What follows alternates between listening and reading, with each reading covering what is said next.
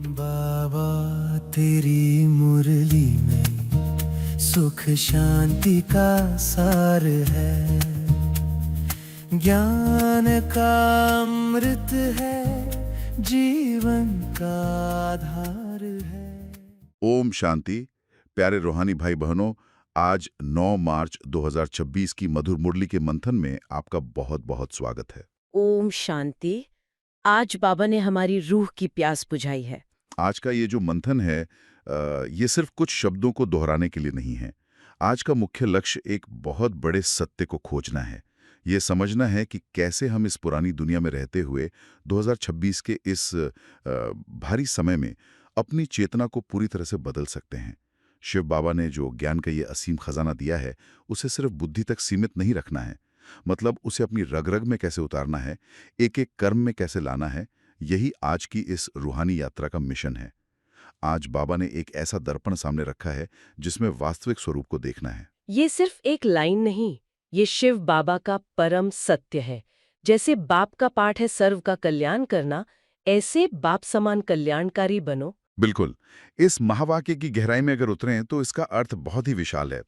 शिव बाबा अ, असल में क्या कह रहे हैं? हाँ। शिव बाबा का अपना पाठ ही है सर्व का कल्याण करना। सही बात है। वो इस सृष्टि पर आते ही तब हैं जब चारों ओर अकल्याण का घोर अंधकार होता है।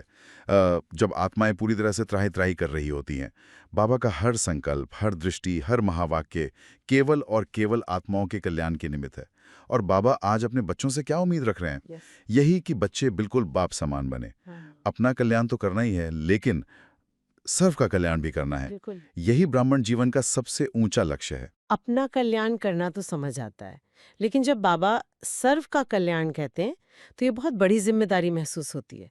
ऐसा क्यों है कि सिर्फ स्व कल्याण तक सीमित रहना काफी नहीं है? ये बहुत ही महत्वपूर्ण बिंदु है और इसका कारण बहुत स्पष्ट है। जो आत्मा केवल अपने स्वार्थ तक, मतलब केवल अपने ही पुरुषार्थ और अपने ही मोक्ष या कल्याण तक सीमित रहती है, वो कभी भी विश्व की बादशाही की अधिकारी नहीं बन सकती। क्योंकि विश्व का मालिक बनने के लिए, राज्य पद पाने के लिए वो जो कल्याणकारी स्वरूप है, वो राजयोगी संस्कार अनिवार्य है। एक सच्चा राजा वो होता है जो अपनी प्रजा का कल्याण सोचता है, केवल अपना नहीं। अगर सिर्फ अपना पुरुषार्थ चल रहा है और दूसरों के प्रति मन में कल्याण की, दया की भावना नहीं है, तो उस बेहद के वर्षे के योग्य बनना असंभव है। उसका नुकसान बहुत भारी है। बाबा ने स्पष्ट कहा है कि अज्ञान काल में आसुरी मत के प्रभाव में आकर मनुष्य एक दो का अकल्याण ही करते थे, लेकिन अगर ज्ञान में आने के बाद भी स्वार्थवश या देह अभिमान के वशीभूत होकर दूसरों का अकल्याण होता है, किसी को दुख दिया जाता है, तो सबसे बड़ा नुकसान यही होगा कि 21 जन्मों के उस बेहद के वर्षे से सुखधाम की प्राप्ति से पूरी तरह वंचित रह जाएंगे। आसुरी मत पर चलने से सारा किया कराया पुरुषार्थ एक झटके में मिट्टी में मिल जाता है। राजा बनने के बजाय प्रजा में भी बहुत साधारण पद प्राप्त होगा। इससे सूक्ष्म पुरुषार्थ से जोड़कर देखना बहुत जरूरी है। जैसे सेवा के क्षेत्र में जब कोई नया जिज्ञासु सेंटर पर आता है, तो हमारी दृष्टि क्या होती है? हाँ, इसे दैनिक जीवन के उदाहरण से समझते हैं। मान लीजिए सेंटर पर कोई नया व्यक्ति आता है। वो बाहर की दुनिया के दुखों से तड़पता हुआ, भटका हुआ, शायद बहुत ही परेशान हालत में आता है। उस समय दृष्टि क्या होती है? क्या उसे केवल एक आम इंसान की तरह देखा जाता है?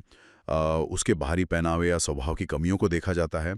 या फिर दृष्टि बाप समान कल्याण की होती है? बाप समान कल्याणकारी बनने का अर्थ है कि उस आत्मा को अपनी खुशी, अपने ज्ञान का वो नशा अनुभव कराया जाए जो शिव बाबा ने दिया है।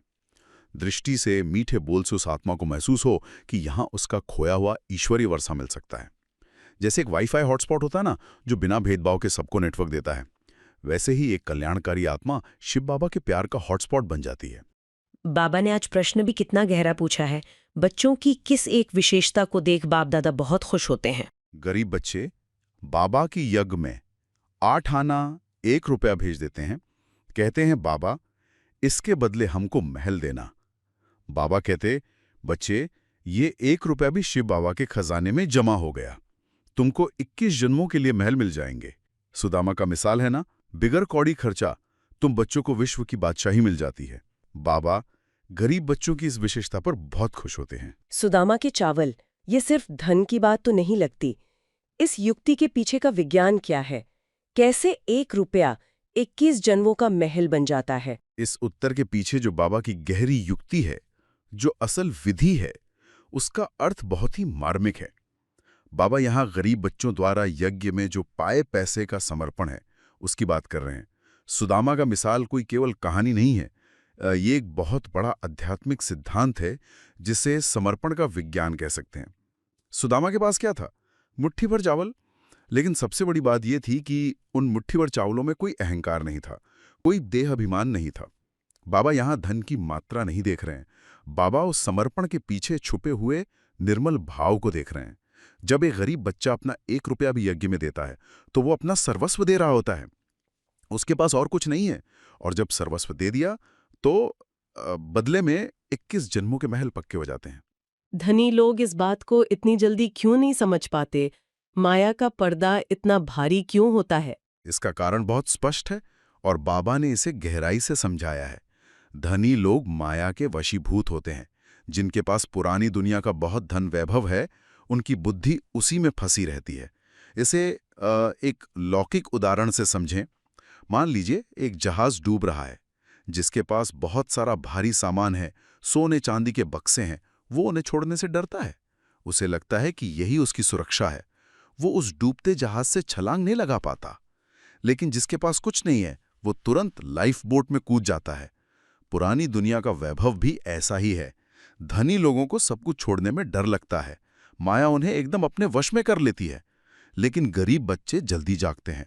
उनके पास खोने के लिए इस पुरानी छीछी दुनिया में कुछ खास नहीं होता, इसलिए वो बेहद के बाप की आवाज को बहुत जल्दी पहचान लेते हैं और बिना किसी हिचकिचाहट के अपना सब कुछ हवाले कर देते हैं। और अगर कोई अपना बैगेज ट्रांसफर न करे तो उसका अंजाम क्या होगा? इसकी गहराई में जाएं तो परिणाम बहुत भयानक है। शिव बाबा कहते हैं कि अपना बैगेज सारा ट्रांसफर करो स्वर्ग में। यदि ये सब कुछ स्वर्ग में ट्रांसफर नहीं किया गया, यदि सब कुछ शिव बाबा के बैंक में जमा नहीं किया और इस पुरानी दुनिया की कौड़ियों में ही फंसे रहे, तो माया एकदम गला घोट देगी।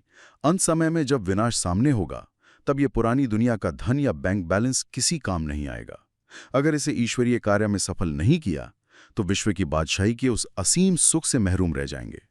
यह बिल्कुल वैसा है जैसे कोई कौड़ियों के पीछे हीरों का व्यापार गवा बैठे।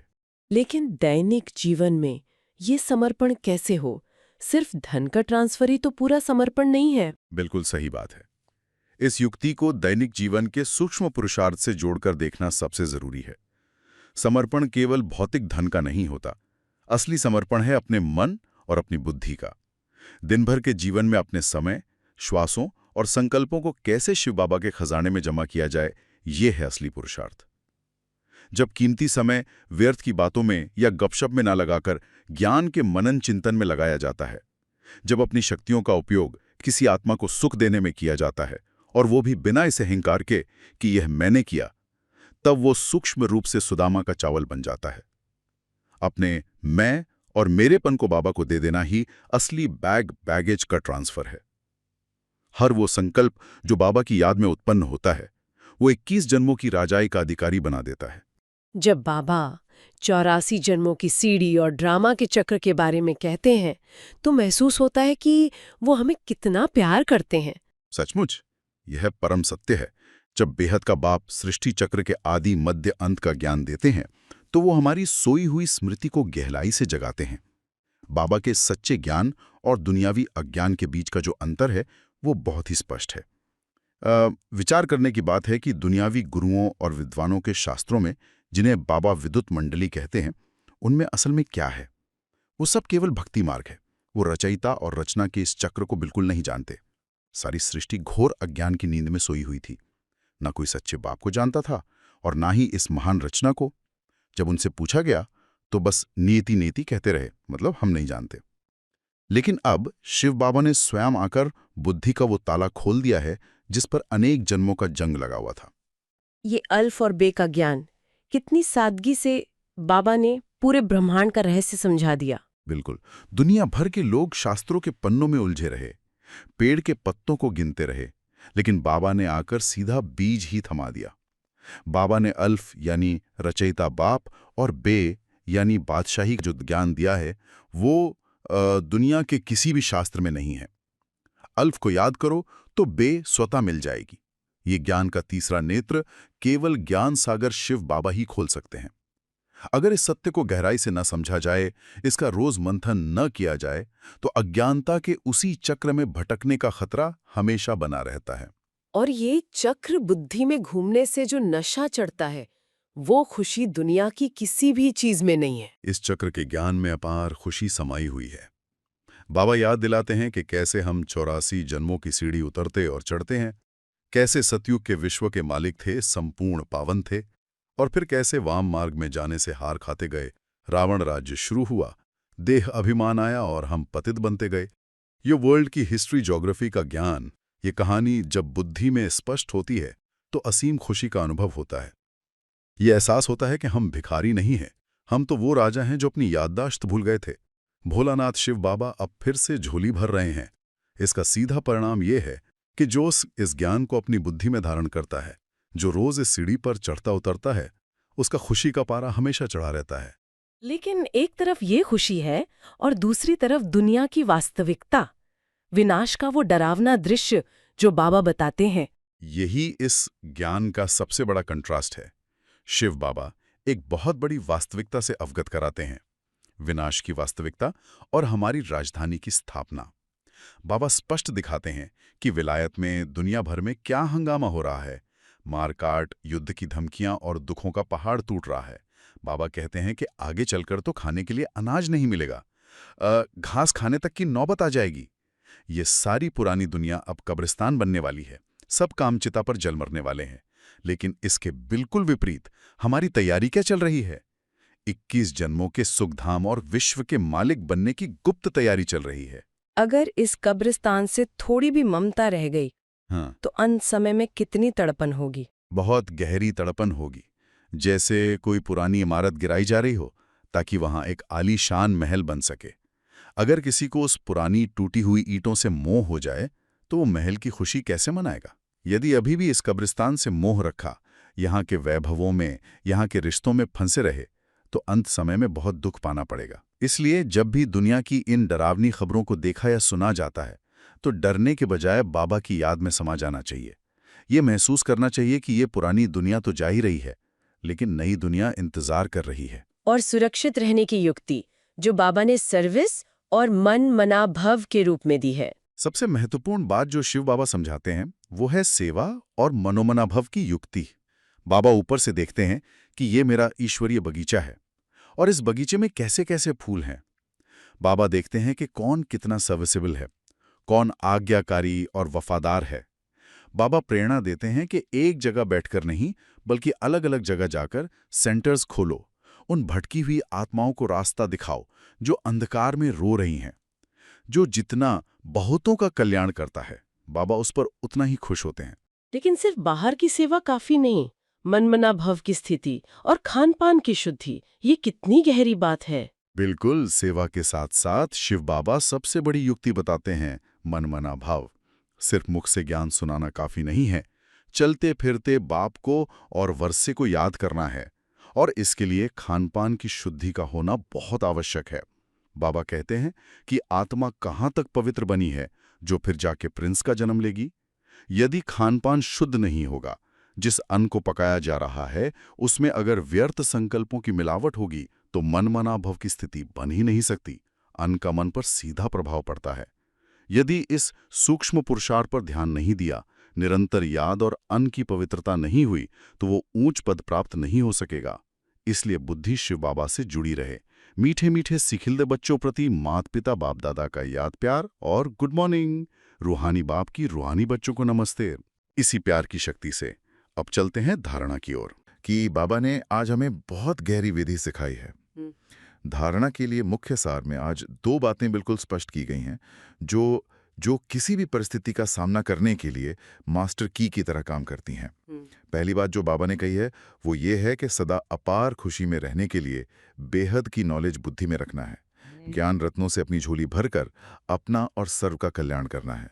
नॉलेज में बहुत बहुत होशियार बनना है। और इसी के साथ जो दूसरी बात है वो भविष्य 21 जन्मों के राज्य भाग्य का अधिकार लेने के लिए अपना बैगेज सब ट्रांसफर कर देना है। इस छीछी दुनिया से छुटकारा पाने की युक्ति रचनी है। इस पर थोड़ा रुककर गहराई से विचार करने की आवश्यकता है। मतलब अपार खुशी, ये शब्द ना सुनने में बहुत ही आकर्षक लगता है, लेकिन जमीनी हकीकत में जब हम एक बहुत ही व्यस्त ऑफिस में होते हैं, जहां प्रोजेक्ट्स की डेडलाइंस बिल्कुल सिर पर मंडरा रही हो, टारगेट्स का भारी तनाव हो, या फिर सहकर्मियों के साथ कोई बहुत तीखी बहस चल रही हो, तो वहां अपार खुशी कैसे बनी रह सकती है? ऐसे माहौल में तो इंसान सिर्फ सर्वाइवल मोड में होता है। ज्ञान को याद रखना और उसे सही समय पर अप्लाई करना, इन दोनों के बीच का जो इतना बड़ा गैप है, इसे कैसे भरें? यहीं पर वो बेहद की नॉलेज काम आती है। ऑफिस की वो स्थिति, वो भारी तनाव या किसी की कड़वी बात, ये सब हद की बातें हैं। हद मतलब एक बहुत ही सीमित दायरा। जब हम उस सीमित दायरे में फंस जाते हैं ना, तो हर छोटी बात जीवन मरण का प्रश्न लगने लगती है। बेहद की नॉलेज का अर्थ है उस पूरी तस्वीर को देखना, जिसे हम पूरे कल्प के ड्रामा की स्मृति कहते हैं। इसे एक उदाहरण से समझते हैं। जब हम गूगल मैप्स पर किसी एक सड़क के ट्रैफिक जैम को बहुत जूम इन करके देखते हैं, तो लगता है कि सब कुछ रुका हुआ है, बहुत फ्रस्ट्रेशन होती है। लेकिन जब हम उसी मैप को जूम आउट करते हैं, तो वो जैम एक बहुत बड़े शहर के नक्शे का एक बहुत छोटा सा हिस्सा दिखता है। बिल्कुल। ये जूम आउट करने वाला नज़रिया बहुत सटीक है। जब हम इस बेहद के नज़रिए से देखते हैं, तो समझ आता है कि सामने वाली आत्मा जो क्रोध कर रही है या राजनीति कर रही है, वो दरअसल अपने पुराने संस्कारों के वशीभूत होकर अपना एक निर्धारित पार्ट बजा रही है। उस समय मेरा स्वधर्म शांत और प्रेम स्वरूप है। जब ये स्पष्टता आ जाती है, तो वो हद की बातें हमारे आंतरिक सिस्टम को ट्रिगर नहीं कर पाती। हम उस तनाव के बीच भी एक साक्षी, यानी एक ऑब्जर्वर की तरह उस पूरे दृश्य को देख सकते हैं। और मुझे लगता है कि आज बाबा ने जो नॉलेज में होशियार बनने की बात कही है ना, उसका असली मतलब यही है। एकदम सही। होशियार बनने का मतलब सिर्फ आध्यात्मिक पॉइंट्स को तोते की तरह रट लेना नहीं है। असली होशियारी ये है कि जब जो परिस्थिति सामने आए, उस समय सटीक ज्ञान का पॉइंट एक हथियार या शील्ड की तरह बुद्धि में आ जाए। मान लीजिए, अचानक कोई गंभीर शारीरिक बीमारी आ गई। उस समय घबराने के बजाय ये स्मृति ट्रिगर होनी चाहिए कि मैं आत्मा अजर अमर हूं और ये शरीर अपना पुराना कर्मभोग चुकतू कर रहा है। कर्मभोग चुकतू करने का मतलब है कि कोई पुराना हिसाब किताब है जो अब क्लियर हो रहा है, ताकि आगे की स्लेट एकदम साफ हो सके। ज्ञान रत्नों से झोली भरने का अर्थ ही यही है कि हर सिचुएशन के लिए हमारे पास एक सही नजरिया बिल्कुल तैयार हो। और जब झोली खुद भरी होगी, तभी तो दूसरों को वो ऊर्जा बांट सकेंगे। बिल्कुल। लेकिन यहाँ एक बहुत बड़ा मनोवैज्ञानिक बैरियर आता है, जिसका जिक्र दूसरे पॉइंट में है। बैगेज ट्रांसफर करना। अक्सर बाहर की दुनिया में लोग सोचते हैं कि अध्यात्म में गहराई में जाने का मतलब है अपना घर बार छोड़ देना। अगर कोई ये सुने कि बैगेज ट्रांसफर कर दो, तो वो शायद सोचेगा कि कल ही अपना लैपटॉप और घर की चाबियां बाहर फेंकानी है। हाँ, और यही एक बहुत बड़ी गलतफहमी है जो अक्सर लोगों को अध्यात्म से दूर कर देती है। शिव बाबा की श्रीमत बिल्कुल अलग और बहुत व्यवहारिक है। बैगेज ट्रांसफर करने का अर्थ भौतिक वस्तुओं को कूड़े में फेंकना नहीं है। इसका असली अर्थ है बुद्धि का ट्रांसफर करना। इसे हम ओनरशिप से ट्रस्टीशिप में शिफ्ट होना कह सकते हैं। ये बहुत गहरी मानसिक प्रक्रिया है।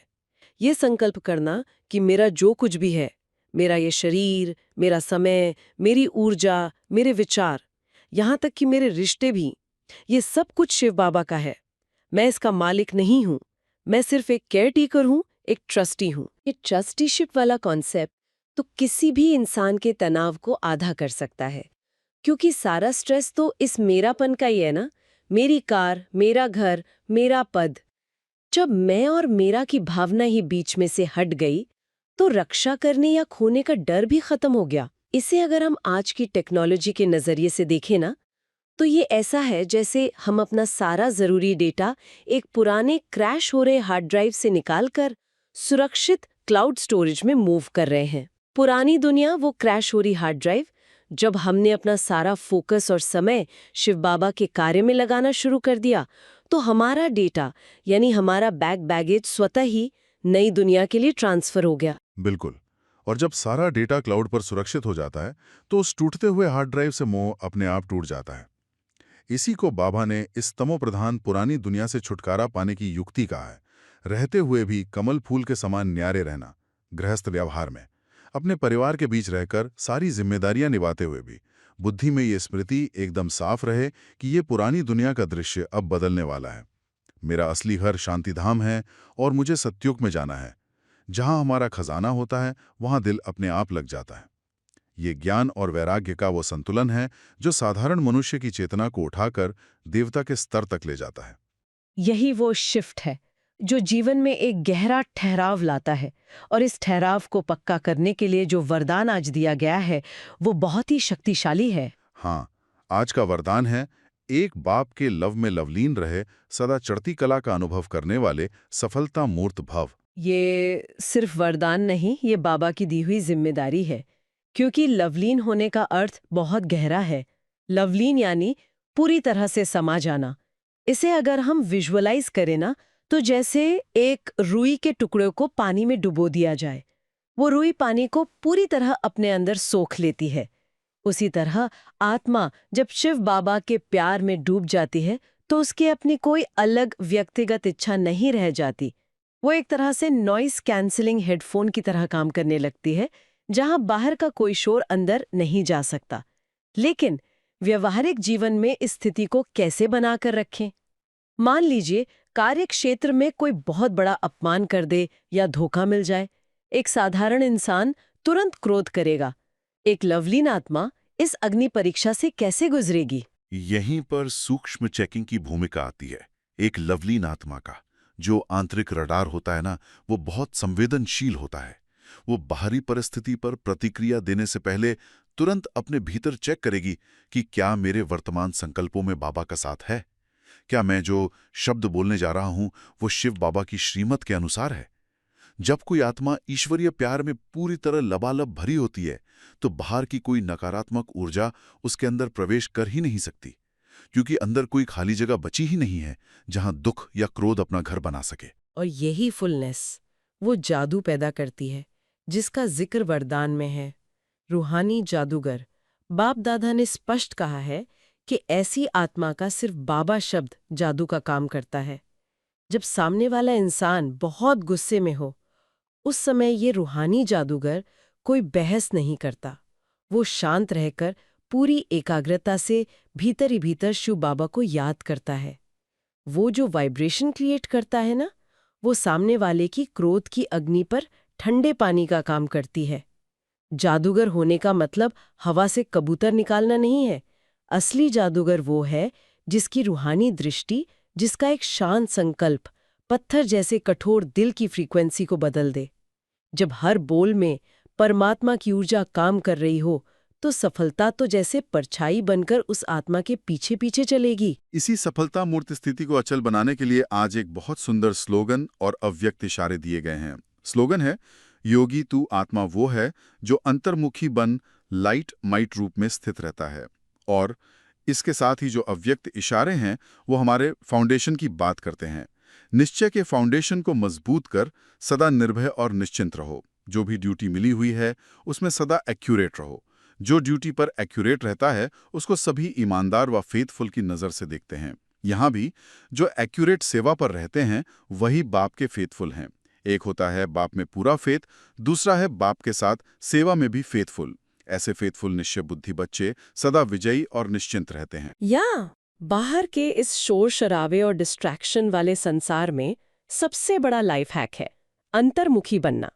अक्सर लोग अंतर्मुखता का मतलब ये निकाल लेते हैं कि हमें किसी से बात करना बंद कर देना है। लेकिन आध्यात्मिक अंतर्मुखता वो है जब हजारों लोगों की भीड़ में भी, भारी शोरगुल में भी हमारी आंतरिक शांति में कोई हलचल न हो। बाहर तूफान है लेकिन अंदर एकदम सन्नाटा। तभी आत्मा अपने असली लाइट और माइट रूप में स्थित हो पाती है। लाइट यानी चरम स्पष्टता और माइट यानी उस सही रास्ते पर बिना डरे चलने की आंतरिक शक्ति। बिल्कुल। और ये लाइट और माइट सबसे ज्यादा तब टेस्ट होती है जब हम अपनी ड्यूटी निभा रहे होते हैं। अव्यक्त इशारों में बाप दादा ने इस ड्यूटी और फेथफुल होने के कॉन्सेप्ट को बहुत गहराई से छुआ है। ड्यूटी का मतलब सिर्फ किसी आध्यात्मिक सेंटर पर सेवा करना नहीं है। घर में परिवार के लिए भोजन बनाना, बच्चों की देखभाल करना, ये भी ड्यूटी है। ऑफिस में एक्सेल शीट पर काम करना भी एक ड्यूटी है। बस नजरिया बदलना है कि ये कोई बोझ नहीं है, बल्कि ये शिव बाबा की दी हुई अमानत है। ये अमानत वाला दृष्टिकोण हर काम में एक्यूरेसी ले आता है। जब पता होता है कि हम जो भी कर रहे हैं वो सीधे परमात्मा को रिपोर्ट हो रहा है, तो हम लापरवाही नहीं कर सकते। और जब ये एक्यूरेसी जीवन का हिस्सा बन जाती है तब हम सही मायनों में बाबा के फेथफुल बच्चे कहलाते हैं। बाबा ने जो शीमत दी है उसका हर कदम पर ईमानदारी से पालन करना। जब ये निश्चय पक्का हो जाता है तो भविष्य का कोई डर टिक ही नहीं सकता। हम सदा केयर फ्री और विजयी बन जाते हैं। एकदम सही। और इसी निश्चिंत स्थिति में टिकने के लिए हमें बस उस अंतर्मुखी स्वरूप का अभ्यास करते रहना है। तो आज बाबा ने हमें कल्याणकारी बनने और अपना बैगेज ट्रांसफर करने की स्मृति दिलाई और अंत में लवलीन रे सफलता मूर्त भव का वरदान देकर शक्तिशाली बनाया। तो चलिए इस शक्तिशाली स्मृति को सिर्फ बुद्धि तक सीमित न रखकर अब गहराई से अपनी आत्मा में उतारते हैं। मैं एक चमकती हुई मणि हूँ, भ्रुकुटी के बीच स्थित एक चैतन्य शांत ज्योति। चारों ओर के शोर से खुद को पूरी तरह समेटकर मैं आत्मा अपने असली घर परम धाम की ओर जा रही हूँ। इस लाल सुनहरी शांति की दुनिया में मेरे रूहानी पिता शिव बाबा, लाइट और माइट के अनंत सागर मेरे बिल्कुल सामने है। बाबा से शुद्ध प्रेम और अपार शक्तियों की शक्तिशाली किरणें मुझ आत्मा पर लगातार पड़ रही हैं। इन किरणों में असीम शांति है, संपूर्ण पवित्रता है और ऐसा अटूट प्यार है जो दुनिया के हर डर को खत्म कर रहा है। ये दिव्य प्यार मेरे रोम रोम में समा रहा है। मैं आत्मा अपनी सारी चिंताओं को छोड़कर पूरी तरह से इस ईश्वरीय लव में लवलीन हो रही हूँ। बाबा की असीम शक्तियाँ मुझ में प्रवाहित हो रही हैं। मेरे अंदर का हर अंधकार मिट रहा है। मैं सफलता मूर्त बन रही हूँ। मेरा हर संकल्प, हर बोल और हर कर्म बाबा की याद और उनके प्रकाश से भरा हुआ है। मैं बाबा की फेथफुल एक रूहानी जादूगर हूँ, मास्टर सर्वशक्तिवान हूँ। आइए बाबा के सामने संकल्प लें। मैं एक बाप के लव में लवलीन रहने वाली रूहानी जादूगर सफलता मूर्त आत्मा हूँ। कमेंट में लिखें सफलता मूर्त। ओम शांति। ओम शांति। बाबा तेरी मुरली में सुख शांति का सार है, ज्ञान का अमृत है, जीवन का आधार है। बाबा की बोलों से सच्ची राहत मिलती है, मुरली की एक तारते दिल की कली खिलती है। बाबा तेरी मुरली में सुख शांति का सार है।